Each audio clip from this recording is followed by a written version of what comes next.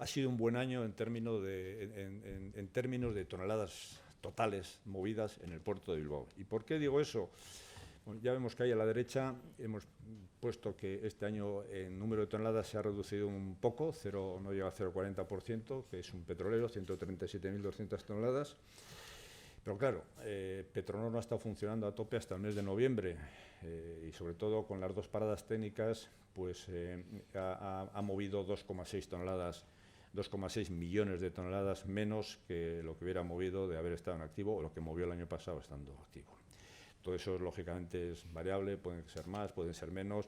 pero bueno, de haber estado Petronor funcionando todo el año, estaríamos hablando de unos crecimientos importantes en torno al 6-7%, por lo tanto, en cuanto al número total de toneladas, la verdad es que no ha sido un mal año. El tráfico de graneles pues, es el que figura y vemos que el crudo del petróleo sigue siendo, y el gas natural, gasoil, productos químicos, bueno, pues luego ya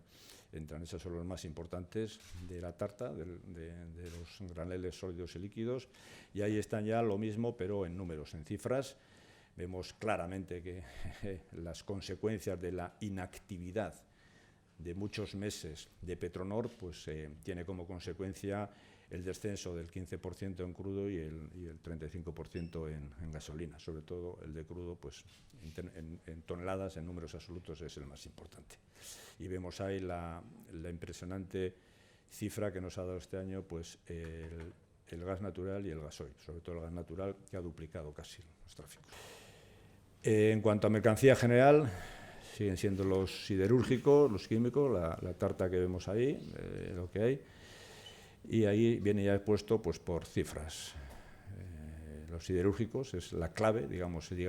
yo diría que el punto negro de todos los datos que estamos dando, que son mayoría positivos,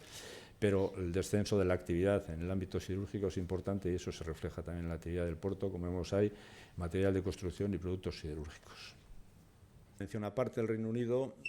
actualmente tenemos 3,9, este año han sido 3,9 millones de toneladas con Reino Unido, de las cuales casi 60, el 59% ha sido export y el resto, el 41%, ha sido import. En cuanto a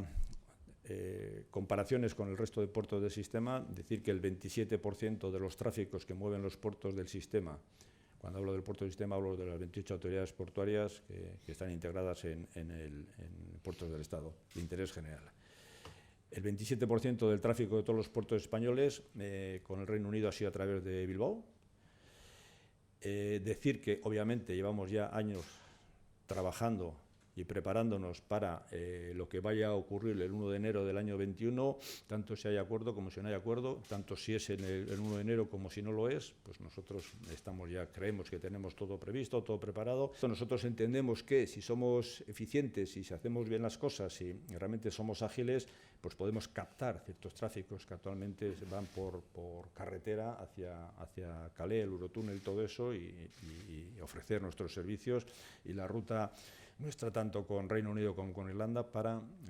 incrementar incluso los tráficos. En cuanto a la cifra de negocio, aunque es negativa, es positiva en el sentido de que dentro de los objetivos del plan estratégico es rebajar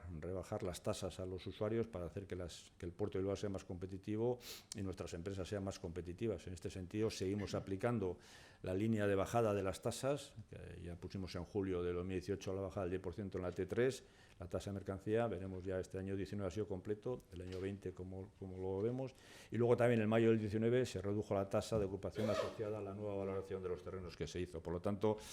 hasta el momento han sido 3,8 millones de euros los que hemos ahorrado a los usuarios del puerto. Si hubiéramos facturado eso, pues obviamente no hubiera bajado, pero no es nuestro objetivo ganar dinero, nuestro objetivo es el que es, servir al país, ser un eslabón de la cadena ágil, eficiente, rápido, de fiar y barato, lo más barato posible. En cuanto a las inversiones, este año han sido 36 millones de euros. En cuanto a las obras, que somos las que vemos ahí, la primera fase del espigón central, que se vinculó a la estabilización de la antigua cantera de Punta Lucero, y luego también lo que está previsto en el plan de empresa del presente ejercicio del 20, pues es la ampliación del muelle Z1, que es el que viene ahí. Estamos elaborando al menos el proyecto. Por supuesto, hicimos la inversión de 1,6 millones de euros con apoyo europeo también, en toda la iluminación